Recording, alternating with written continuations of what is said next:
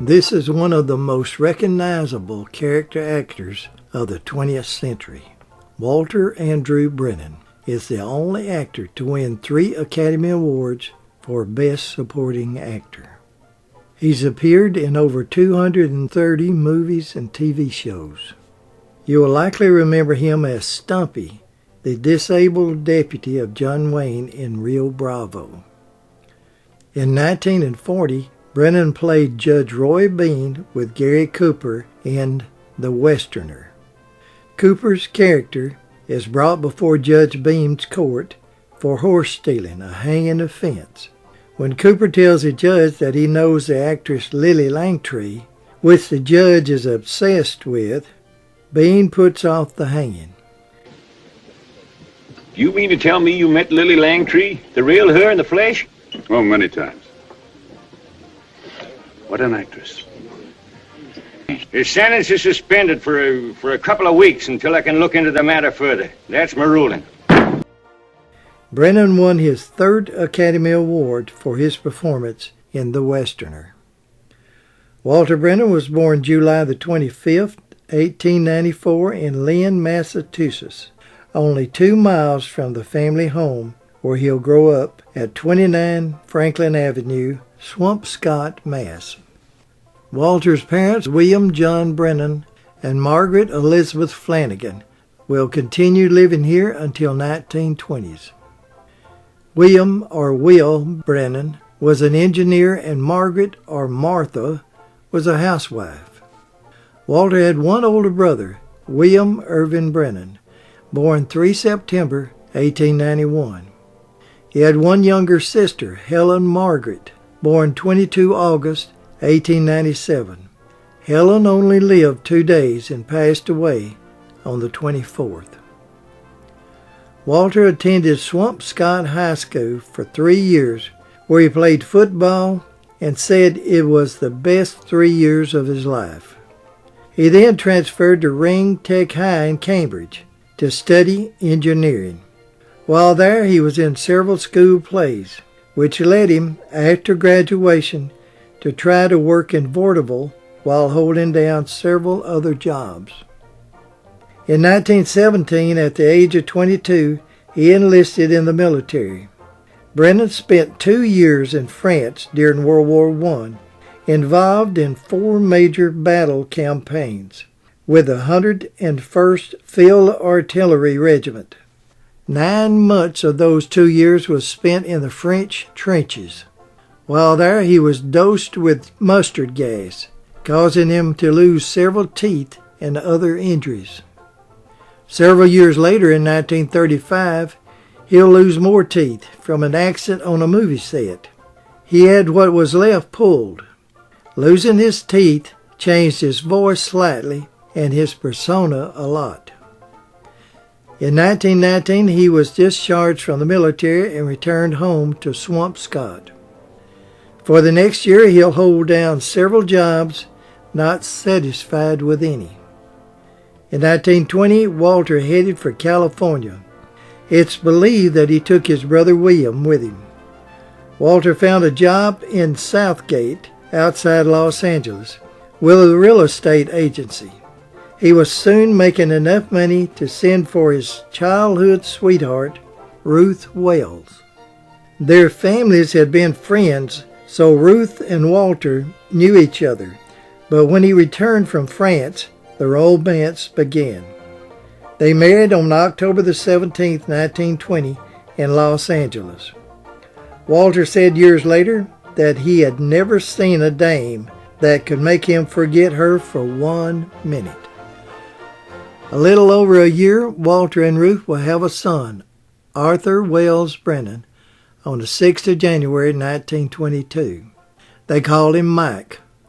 Mike served in World War II from 1941 until 1945. After service, he settled in Joseph, Oregon, where his dad owned a large cattle ranch. Mike married and raised a family, and served as manager of his dad's ranch for over 30 years. He passed away on September the 13th, 2021, at the age of 99. The next year after Mike was born, the Brennans had a second son, Walter Andrew, on the 21st of July, 1923. He was called Andy. Andy would become a co-producer on his dad's TV shows, The Real McCoys, The Guns of Will Sonic, The Tycoon, and The Over the Hill Gang. Walter Andrew passed away on April the 24th, 2017, at the age of 93. On September the 22nd, 1924, Walter and Ruth will have a daughter, Ruth Caroline Brennan. Ruth followed her dad into becoming an actress. She appeared in California Passage in 1950, Old Susanna in 1951, and The Schultz Playhouse. Ruth Caroline passed away on October the 27th, 2004, at the age of 80 from emphysema. Walter had been doing quite well in real estate, but in 1925 there was a serious downturn, which left him without work. Were you aware of the tough struggle your dad was having in the movies when you were kids? No, I wasn't, but lots of times the roof would leak and we'd see who could get the most pans out, and then the one that got the most pans out of the leak, why... He's telling stuff that shouldn't be told. How about you, Andy? Yes, I remember coming up to you, Dad, and telling you about that man under the house, remember? Oh, yeah. And I didn't find out till many years later that he was there to shut off the gas. A friend of his suggested that he try becoming an extra in the movies. Brennan started showing up at Universal Studios each morning, along with dozens of others, hoping to be picked as an extra for $7.50 a day. He said his first time as an extra was standing in a crowd in the rain, looking up at a man in a monkey suit climbing a building in the silent movie Lorraine of the Lion. He didn't know it then, but he'll continue with Universal on and off for the next 10 years. In his career, Brennan will appear in 230 movies and TV shows. 90 of those will be unaccredited roles. For the next 10 years, Walter will have small parts in movies, most of them silent, with Hoop Gibson, Tim McCoy, and Tom Mix. He acted and also did stunt work too. In the early 30s, when he had to start wearing dentures, he always said it opened up a whole new career for him, playing parts 40 years older than he actually was. In 1935, Brennan got a break when he appeared in The Wedding Night as an eccentric cab driver. You tell me you're a pretty big writer. I wish the critics agreed with you, Mr. Jenkins. Say, you make pretty good money writing, don't you? His comic part was loved by the public. He was soon offered a contract by Samuel Goldwyn. Walter had told his family through the years, "One day I'll get a full script instead of a line or two." He got his wish with Barbary Coast, directed by Howard Hawks. It starred Edward G. Robinson and Joel McCrea. It's about the rough and tumble town of San Francisco during the gold rush. Walter's daughter said that when he come home and told us about his part, we all cried. The next year his career took a major boost when he played Swan Bostrom, a lumberjack whose daughter, Lotta, played by Frances Farmer, is pursued by an elderly man while his son Joel McCrea pursues the same girl in Come and Get It, 1936. Walter Brennan wins his first Academy Award for Best Supporting Actor. His unaccredited role was over. He was now a star. The same year that he had so much happiness, it was dampened by the loss of his dad, William John Brennan, on the 17th of August, 1936, at the age of 67. Mr. Brennan had been blind for the last 4 years of his life. In 1938, Walter will win his second Academy Award in Kentucky as Loretta Young's embittered uncle, who overcame his dislike for her boyfriend, played by Richard Green, after the boyfriend trained their horse to win the Kentucky Derby. Brennan once told a reporter, "I never get to girls. I'm not a glamour boy. I like to play older people because there's something about them. Did you ever see anyone under 30 with any real character or expression in their face?" Get on out! No doctors examining me on Derby Day. Oh, please, darling, please. I only want to be sure that you're all right with all the excitement and You everything. keep quiet. I'll tend to you later, young lady. And you, too. Telling me that pack of lies about insurance checkup. Now you listen to me, son. For more than 3/4 of a century, horses have been my life. Nothing else ever mattered very much to me. Just horses. It's not often that a horseman gets the honor and pleasure of seeing his colors in the Kentucky Derby. But today, Elm Tree's colors are riding in the Derby again. And, son, you and all the doctors this side of Kingdom Come couldn't keep me from going to that track. 2 years after he won the second Academy Award for Kentucky, he'll win again for the third time, playing Judge Roy Bean in The Westerner. Brennan co-starred with Gary Cooper. They worked so well together, they made 4 more movies. The next year, Brennan and Cooper will be in Sergeant York, with Cooper playing the Medal of Honor recipient, Sergeant York, while Brennan plays his preacher. Gary Cooper will win the Academy Award for his part, and Brennan will be nominated for the 4th time. The same year that Walter played in Sergeant York, he bought a 12,000-acre cattle ranch a few miles out of Joseph, Oregon. Through the years until his retirement, Walter and family spent their time at their Lightning Creek Ranch. Brennan built the Indian Lodge Motel, a movie theater, and a variety store in the small town of Joseph. Here he is standing in front of the town's welcome sign. This little town is heaven to us, so don't drive like hell through it. In 1941, Brennan and Dana Andrews traveled to southeast Georgia to do Swamp Water. Brennan played Tom Kiefer, who was wanted for murder and was hiding out in the Okefenokee Swamp. Dana Andrews was a hunter that went into the swamp and by chance found Kiefer, who convinced him that he was innocent.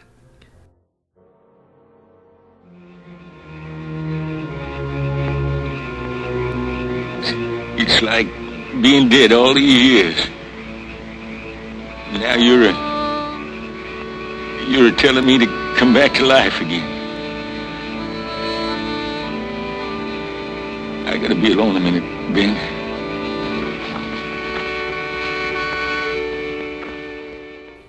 In the 1960s, I went to the Okefenokee and saw one of the boats used in the movie, still there on the bank with the bottom rotted out. The water they use is the real swamp, not a movie set. There was alligators in the water, and guards with guns kept an eye out for them while filming. The alligators shown on the bank sliding into the water had been tied by their tails, and food was placed on a platform in the water so that they looked like they was going after someone. The next year in 1942, Walter will again work with Gary Cooper in The Pride of the Yankees, where Cooper played famous Yankee first baseman Lou Gehrig. Brennan played reporter Sam Blake that reports on the career of Lou Gehrig. Gehrig was known, along with Babe Ruth, as being one of the game's greatest twosomes. He spent 17 years with the Yankees before having to leave the game from a rare ALS sclerosis. He was 36 when diagnosed and passed away 2 years later. ALS is known as the Lou Gehrig disease. In 1944, Brennan will play Eddie, friend of fishing boat captain Steve Morgan, played by Humphrey Bogart, in Ernest Hemingway's To Have and Have Not. Steve is persuaded by Slim, Lauren Bacall, to smuggle 2 resistance fighters out of Vichy, France. When the police kidnapped Eddie, Bogart's character decided to fight. In 1946, Brennan will be in a classic Western, My Darling Clementine. Henry Fonda played Wyatt Earp, and Walter played Old Man Clinton. The story is about Earp and his brothers cleaning up the town of Tombstone. Good evening, Mr. Clanton. Good evening. The fellow with the trail herd, remember? Oh, sure, I remember you. He was right. I didn't get very far with him. It was Russell this evening. So? Well, that's too bad.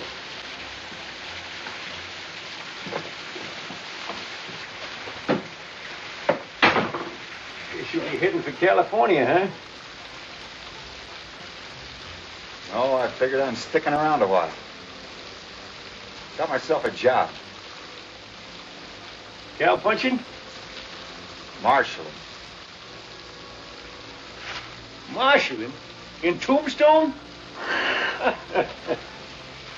Well, good luck to you, Mr. Earp. Wyatt Earp.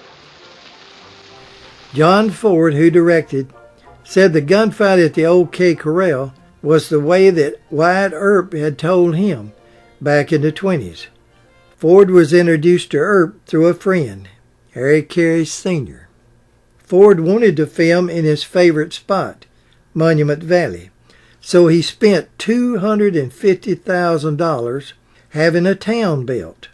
The movie strayed from the historical events, and when Ford was asked why did he do that, he said, "Did you enjoy the film?" And they said yes. Ford said, "Then what more do you want?" He said he kept the dance scene in the movie because he liked the way that Henry Fonda danced. Once when Brennan was having a little trouble getting in the saddle, Ford yelled out, "Can't you even mount a horse?" And Walter shot back, "No, but I have 3 Oscars for acting." The two didn't get along very well making this film, so Brennan never worked with Ford again. 2 years later, Walter will be in another classic film, Red River, with John Wayne and Montgomery Clift, directed by Howard Hawks. Thomas Duncan, played by John Wayne, was driving 10,000 head of cattle from Texas to Kansas. Red River was filmed in 1946, but it wasn't released until 1948 due to Howard Hughes' claim that it was similar to his movie The Outlaw. On February the 1st, 1955, Walter lost his mother, Margaret Elizabeth Flanagan, in Pasadena at the age of 85. She is buried next to her husband. On the 30th of March, 2 months after the loss of his mother, Walter was honored by Ralph Edwards on his TV show, This Is Your Life. Brennan was surprised when his 3 kids showed up, along with old high school football friends. That same year, he played Doc Valley in Bad Day at Black Rock. Spencer Tracy as John McCready arrived by train in the desert town of Black Rock. They filmed the exterior shots on the edge of Death Valley. Spencer Tracy's character is there to give a war medal to the dead of a hero friend of his. Doc, played by Brennan, tries to secretly help Tracy's character.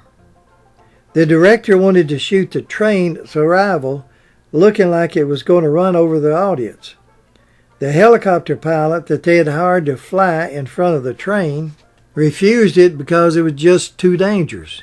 The director, John Sturgis, was at a loss on what to do. The helicopter pilot suggested that they film the train backing up, then reverse the film, and it worked. In 1957, Walter Brennan switched to the small screen by taking the part of Grandpa Amos McCoy. The real McCoys appeared on ABC TV for the first 6 years from 19 57 to 62. The last years on CBS. Set in the San Francisco Valley, the series was filmed at the Hollywood Desilu Studios. It'll run for 224 episodes. The McCoy family left the hills of West Virginia and traveled to a farm in California that Grandpa McCoy inherited. Appearing with Brennan was Richard Crennan as Luke and Kathleen Nolan as Kate. Unlike Grandpa McCoy, Walter said he liked his martini cold and very dry, his cars fast and powerful. He was known for his very conservative ideas. He said you would never hear four-letter words on my show.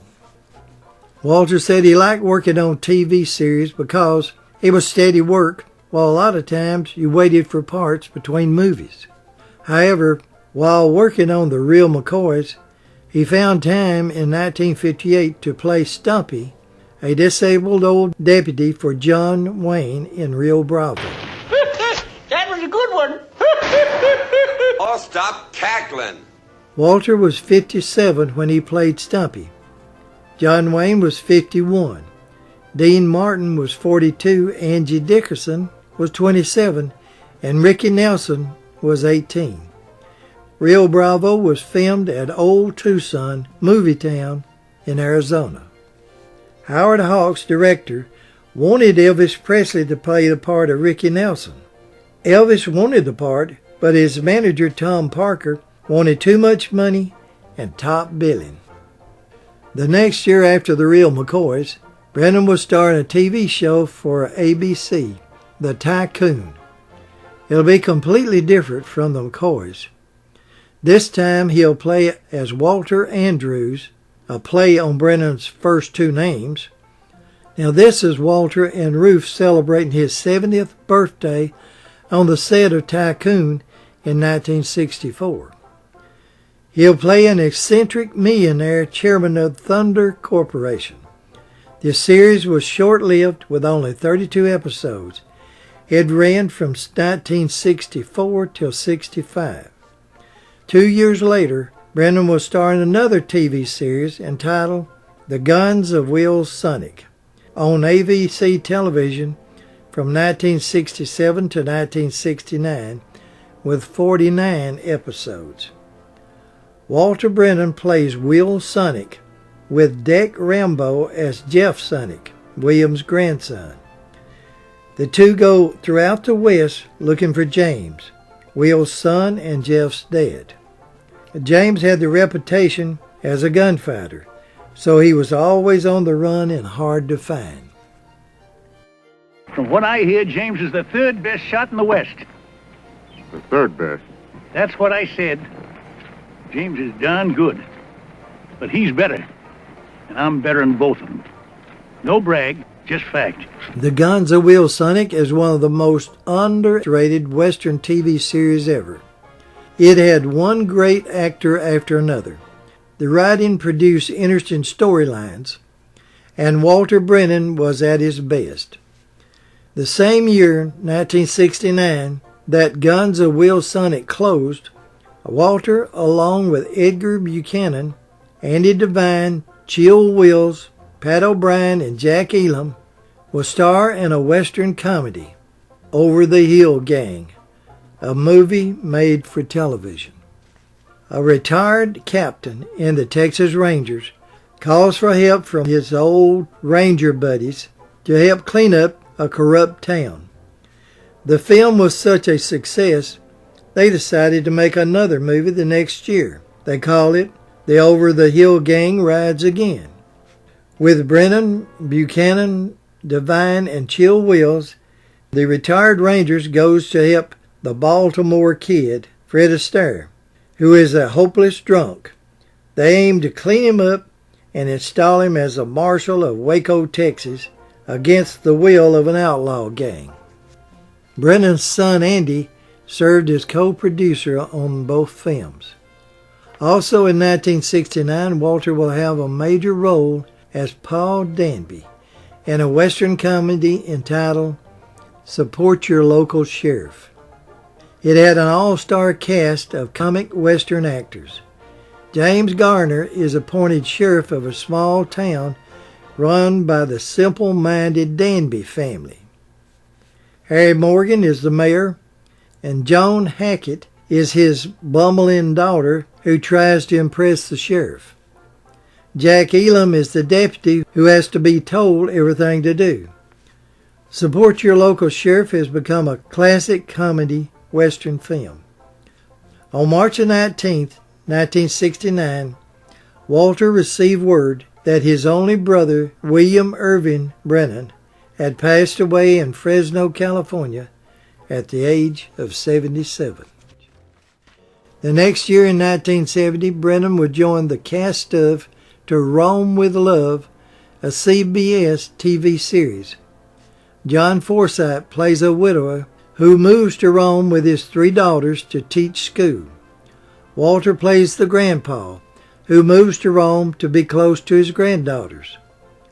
Although Brennan often traveled to his ranch in Joseph, Oregon through the years, as he got older, he and Ruth began staying at his smaller grapefruit ranch located at 3240 Sunset Valley Road, Moore Park, California.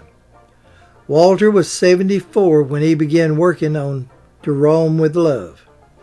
He said, "I always worked and always will." He worked on To Rome with Love 4 days a week from 9:30 a.m. until 6:30 p.m. and traveled 45 miles to the studio each way. "It's a long day for an old man," he said. "Ruth always packs my lunch before I leave the ranch. I can't stand commissary food." The same year in 1970 that he starred on the series, Walter Brennan was inducted into the Cowboy Hall of Great Western Performers at the Cowboy and Western Heritage Museum in Oklahoma City. His painting and that of John Wayne are the only 2 in the museum that was painted by Norman Rockwell. His good friend Joel McCrae made the introductions. Here he is holding a copy of the painting that's hanging in the Hall of Fame. In 1971, after finishing To Rome with Love, the 77-year-old actor retired to his Moon Park ranch. Walter Brennan's star on the Hollywood Walk of Fame is located at 6501 Hollywood Boulevard. Mr. Brennan had suffered from emphysema for a long time, but it had got worse in his last few years. In 1974, he accidentally fell down a set of stairs and struck his head. He was hospitalized and began treatment. 2 months later, on September the 21st, 1974, actor Walter Andrew Brennan passed away from complications of emphysema at the St. John's Hospital in Oxnard, California. His wife Ruth and 3 kids was with him. Mr. Brennan was 80 years old. He's interred at the San Fernando Mission Cemetery in Los Angeles. After his death, Ruth will leave the ranch and move into town. She will pass away on the 12th of January, 1997, at the age of 99. She's buried next to her husband.